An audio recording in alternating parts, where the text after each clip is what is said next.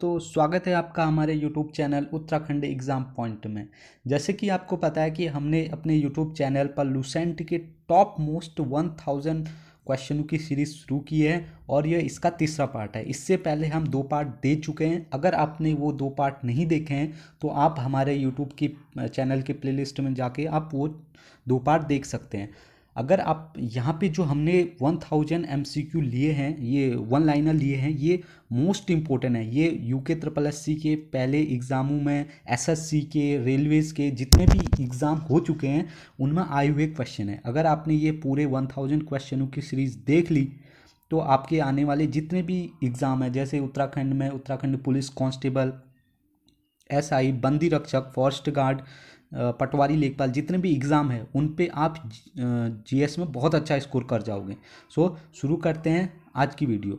तो आज की वीडियो का पहला क्वेश्चन है कि दिल्ली सल्तनत में लाख बख्श किस शासक को कहा जाता है। तो दिल्ली सल्तनत में लाख बख्श कहा जाता था कुतुबुद्दीन ऐबक को। तो आपको ये याद रखना है कि कुतुबुद्दीन ऐबक को क्या कहा जाता था, लाख बख्श। और ये कुतुबुद्दीन ऐबक गुलाम वंश से संबंधित था। तो आपको ये फैक्ट भी याद रखना है कि कुतुबुद्दीन ऐबक का संबंध गुलाम वंश से था और इसको लाख बख्श कहते थे। और जो दिल्ली में कुतुब मीनार है उसका निर्माण भी कुतुबुद्दीन ऐबक ने किया था। मतलब शुरुआत की थी, लेकिन ये इसको बना नहीं पाया क्योंकि इसकी पहले ही मृत्यु हो जाती है। तो आपको ये याद रखना है। अगला क्वेश्चन देखते हैं। अगला क्वेश्चन है, मोस्ट इंपॉर्टेंट क्वेश्चन है कि प्रथम बौद्ध संगति कहाँ हुई थी। तो आपको बताना है कि पहली बौद्ध संगति कहाँ हुई थी। तो वो हुई थी राजगृह में। तो ये मोस्ट इंपॉर्टेंट क्वेश्चन है कि प्रथम बौद्ध संगति कहाँ हुई थी।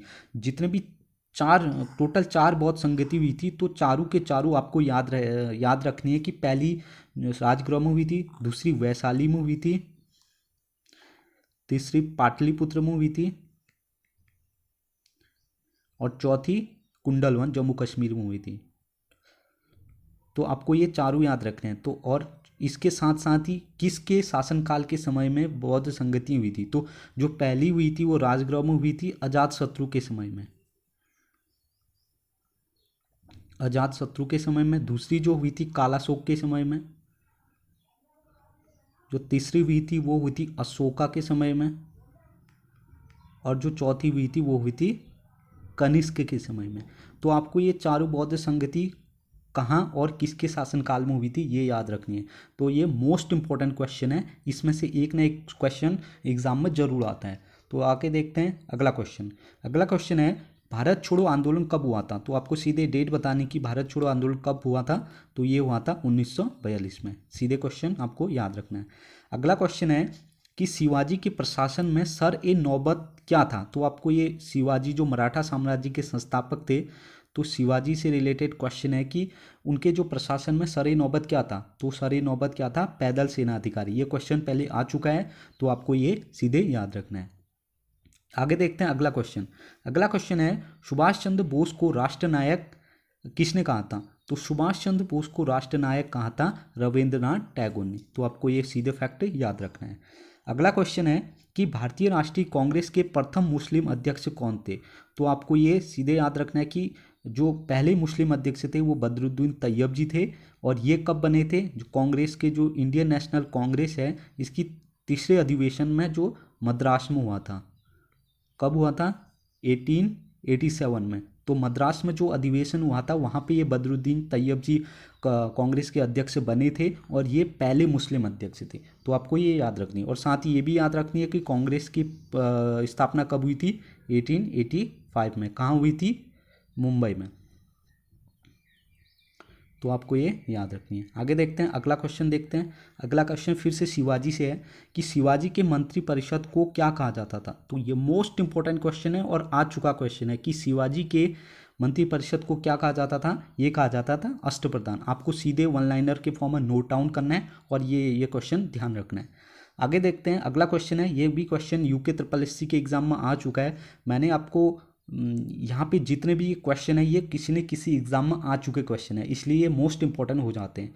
तो अगला क्वेश्चन है कि किस शासक ने आगरा शहर की स्थापना की। तो आगरा शहर की स्थापना की थी सिकंदर लोदी ने। आपको ये भी याद रखना है। आगे बढ़ते हैं अगला क्वेश्चन देखते हैं।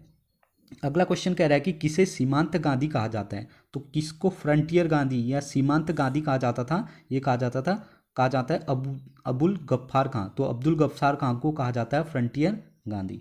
आगे देखते हैं, अगला क्वेश्चन है कि 1929 के लाहौर अधिवेशन की अध्यक्षता किसने की थी। इंपॉर्टेंट क्वेश्चन है कि लाहौर अधिवेशन की अध्यक्षता की थी 1929 में, ये की थी जवाहरलाल नेहरू में, और इसी अधिवेशन में पहली बार स्वराज की मांग की गई। तो स्वराज की मांग 1929 के लाहौर अधिवेशन में की गई, जिसकी अध्यक्षता जवाहरलाल नेहरू ने की थी। आगे देखते हैं, अगला क्वेश्चन है कि कैबिनेट मिशन भारत कब आया था। तो आपको बताना है कि कैबिनेट मिशन भारत कब आया था। ये आया था 1946 में। और अगला क्वेश्चन कैबिनेट मिशन से ये है कि ये कैबिनेट मिशन क्यों आया था। तो क्योंकि इसका जो मेन मोटिव था ये था कि भारत में संविधान सभा का निर्माण करना।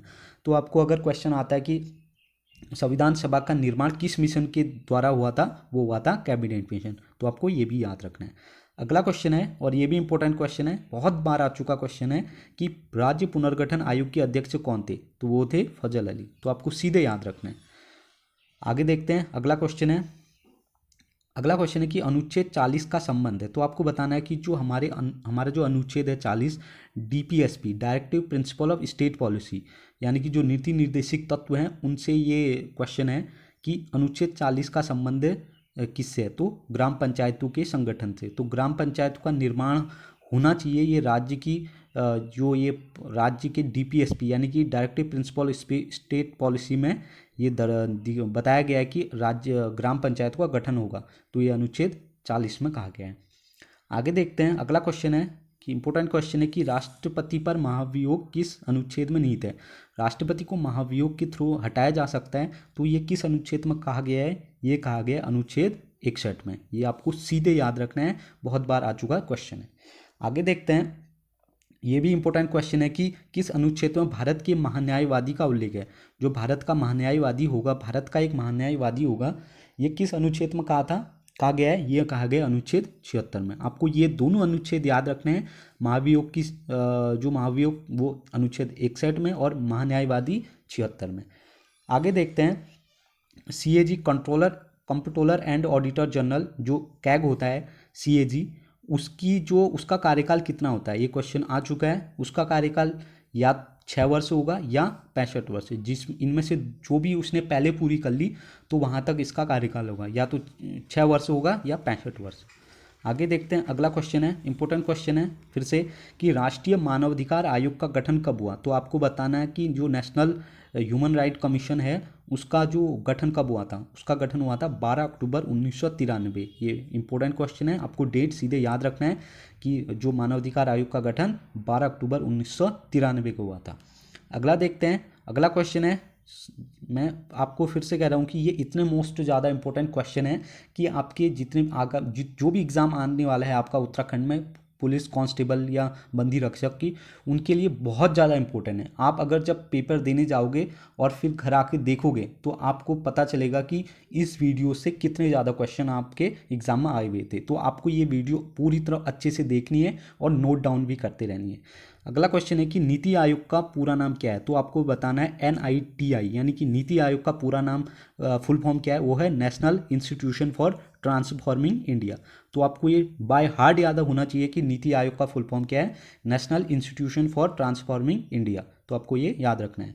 अगला क्वेश्चन है कि सूचना का अधिकार अधिनियम कब लागू हुआ। तो RTI, जो हमारा राइट टू इन्फॉर्मेशन है, RTI, वो किस अधिनियम किस वर्ष लागू हुआ था। ये हुआ था 2005 में। मोस्ट इंपॉर्टेंट क्वेश्चन है, ये आपको याद रखना है, 2005 में RTI आया था।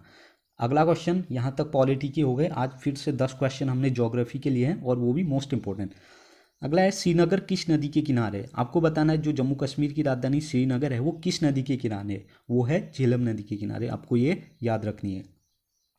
अगला क्वेश्चन है, ये क्वेश्चन आ चुका है कि गारो खासी जयंतिया पहाड़ियाँ किस राज्य में स्थित है। जो ये 3 फेमस पहाड़ियाँ हैं, ये जनजातियों, इन पहाड़ियों की जो नाम है वो जो मेघालय में स्थित है, और मेघालय की जो जनजातियाँ हैं गारो खासी जयंतिया, उन्हीं के नाम पे इन पहाड़ियों का नाम रखा गया है।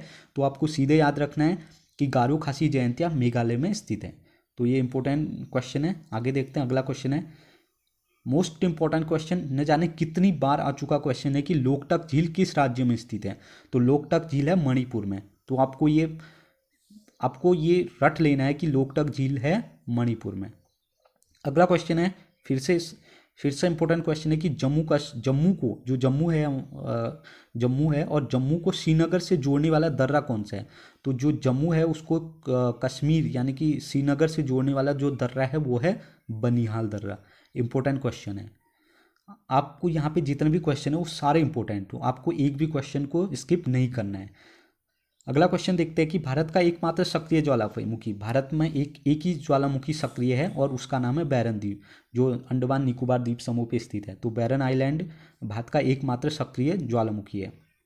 आगे देखते हैं, अगला क्वेश्चन है कि बाबा बूदन की पहाड़ियाँ क्यों प्रसिद्ध है? देखो, बाबा बूदन की पहाड़ियाँ सबसे पहले आपको पता होनी चाहिए कहाँ है, तो यह है कर्नाटक में।